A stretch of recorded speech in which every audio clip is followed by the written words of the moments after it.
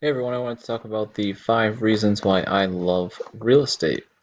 This is my website here. I own 4 pieces of property. I live in this house, and these 3 are all townhouse condos. Well, this one's not even a townhouse, it's just a flat. I rent those 3 out.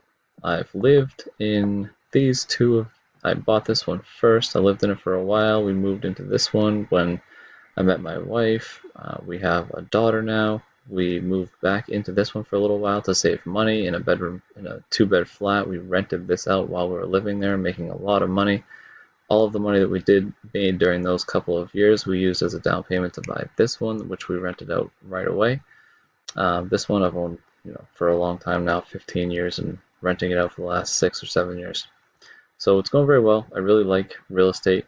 I noticed that as a landlord, there's a decent amount of work in the first month or second month when you're introducing the tenants, you're trying to get them all situated. They're learning new stuff, even little tiny things like springs in your dishwasher and stove that you just may have not noticed over the years, and doorknobs that are just loose that you've always dealt with and you just put in the back of your mind for some reason. Those little things have come up and you got to fix them and you got to get them done. But once you do that, you go 6 months without even hearing from them at all. So it's passive income.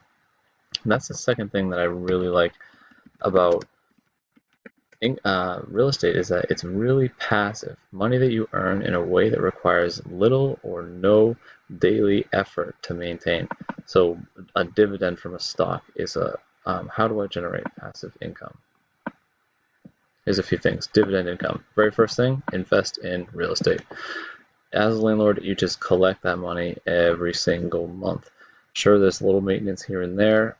Don't buy something where the rent is only a little bit more than the mortgage, taxes, and condo fee, and you won't have too much of a problem. And sometimes it can be difficult to find a good deal, but you gotta look and you gotta research and find a good deal. You can't just buy any old stock either. You have to look and research and find a good one at a good price, not just a good company, a good priced stock as well.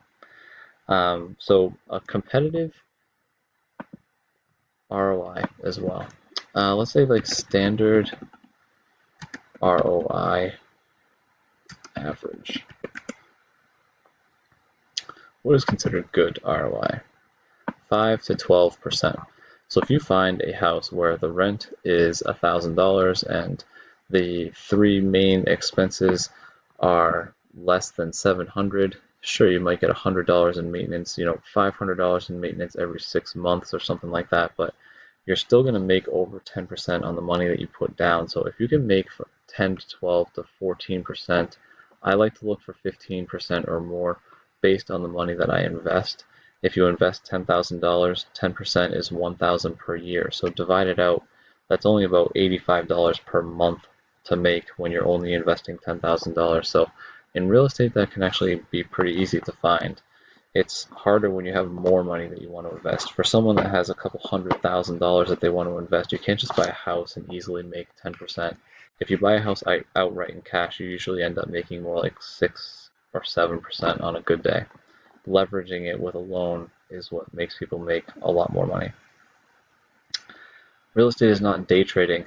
There's no easy way to click a button and sell your house when things might get a little bit rough. The very first house that I bought, this condo, I bought for $200,000 and the market was just on the way down. I think it was in 2005. If I click on it, I actually have, yes, December of 2005. So then right after 2008, the market just went crazy low. It went, there's about 8 to 10 units in this complex, and a couple of them ended up going for 130. So at one point, this was worth 130, and if it was a Google stock, I could have easily just clicked a button and sold it all and been just frustrated with it and said, this is ridiculous. I don't understand real estate. I don't know why this is happening. But instead, I bought it, I paid the mortgage, and the rental income that was coming, well, I was living in it for the first 10 years and I was just paying the exact same mortgage payment all the time. But over the last 6 years, when I was renting it and the value was coming back upward, I was making the income every single month, so it didn't bother me what it was worth. I didn't check the value every day like you check Google stock. I just left it there and now it's worth about the same again or a little bit more even. So It goes up and down, sure, the value does, but the passive income that you're making along the way is really cool with real estate. So no day trading.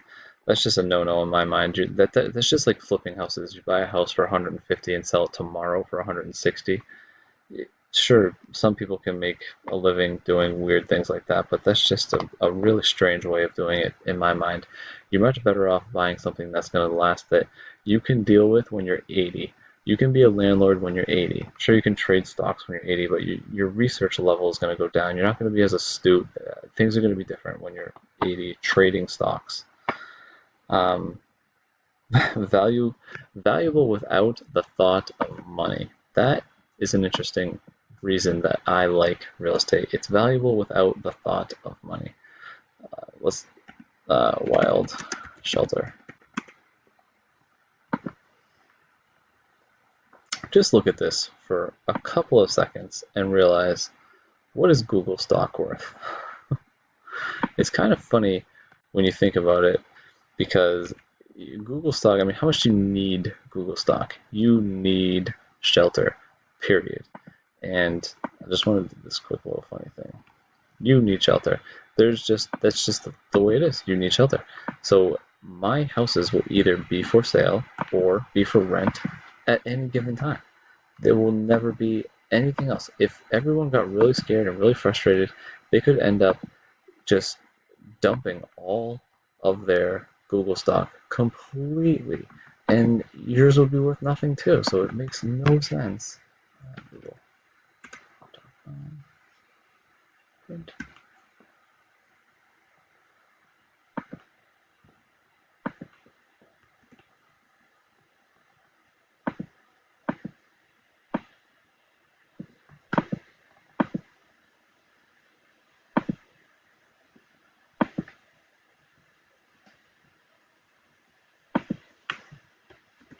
Look at this.